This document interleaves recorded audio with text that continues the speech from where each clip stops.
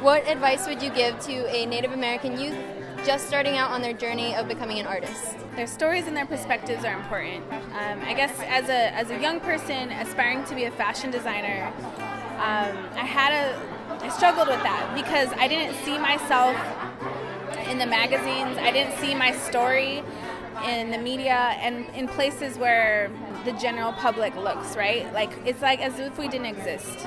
And so that was really challenging for me as an aspiring fashionista, because it was as though like there's nowhere to look to. Know that your story, your perspective is important, and that what you have to say is relevant. There's a lot of people who will connect with it, and there's even more Native youth who believe in the same things you do, who aspire to do the same things you do. And so when we find unity and like when we find commonality in that, it helps us to move forward. Okay, for all you fabulous Native youth designers that are just starting, follow your heart. Don't ever be afraid of anything.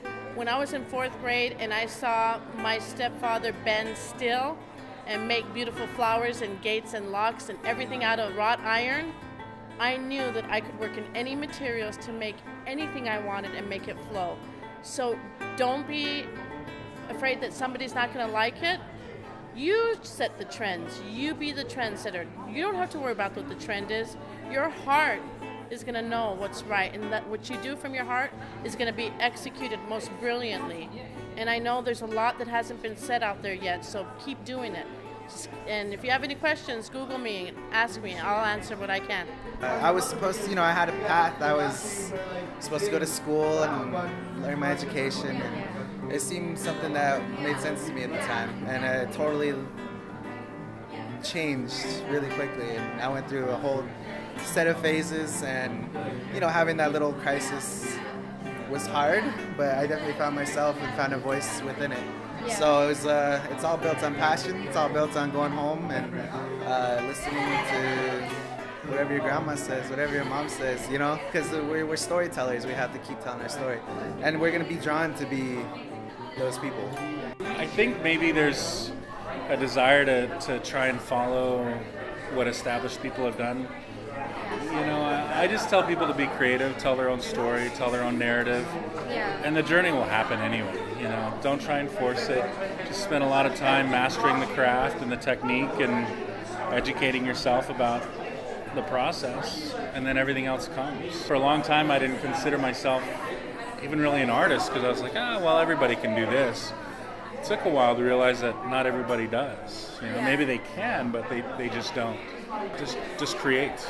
That's the best thing you can do as an artist. I saw recently that you were featured in Forbes. That's incredible. Like, I was like dying for you. It's like amazing. And then recently you actually talked on a forum to Vogue, right? Teen Vogue.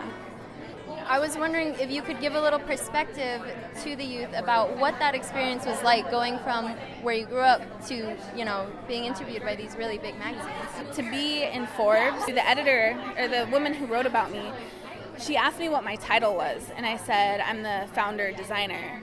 And she's like, you don't call yourself a CEO? And I was like, no, I don't. And I was like, I think that's too, I think it's too corporate, or whatever my excuse was. And she's like, I think you should call yourself a CEO because that's what you are. And she said, and there's power in that word. She's like, can I put the title Native American CEO? And I was like, okay, I'll see. She's like, we can change it if you don't like it. And I said, okay. And when I saw that, I was just like, that's me? I was like, Native American CEO? And that felt so good. Yeah. Because how many times have you seen that in the news? Right? I was looking at it from that res girl inside me and whoa, a Native American CEO. That feels, there's more of us, and there are more of us. And then with Vogue, it was actually last week, I got invited to go to a panel on diversity in fashion, and it was more of a roundtable discussion, and they invited the audience to come in and to ask questions, and I kept raising my hand, and I wasn't getting picked. And it was mostly a predominantly African-American driven conversation, because most of the designers and students and models in the room were African-American. And so they were about to close the panel, and at the end, I stood up and I said, excuse me. I said, I'm not about to be the only Native American person in this room and not get an opportunity to speak. And so normally I wouldn't do that because I'm not that type of person. But because when we get invited into those spaces and we don't come in and represent our communities and speak on behalf of us, then who will? So I challenge the youth, I challenge my peers, the people who, when we get the opportunity to be in those major platforms, in those rooms where there are decision makers, that we let them know we're there and that we're relevant, we have perspectives and voices that deserve to have a seat at the table just like everyone else. One of the main themes that I've been exploring throughout my channel is the conversation that's being had around like suicide on the reservations. What role do you think art should play in addressing those issues? Yeah, I talk a lot about stereotypical images and just how Native people look within popular media.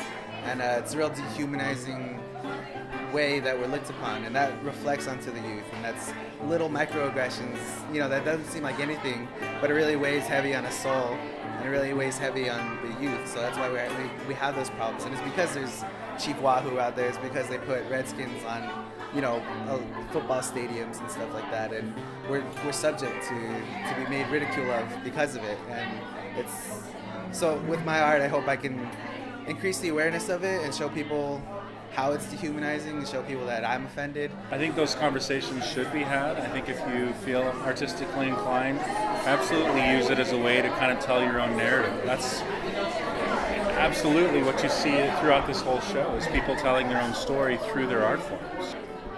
So what steps do you think we can take to do you think we should take back our imagery, or should we sort of evolve with it, or what approach do you want to take? What would you suggest? Taking every name or image down, even symbolisms. I'm not one to be represented through a tomahawk or an arrowhead or anything like that. So I want to take everything down, and I want people to be, if we're going to be represented, it's going to be through Native people. Yeah, so this is t-shirts in a museum, it's kind of, I never expected it, but it's all hustle and drive and a tiny bit of luck.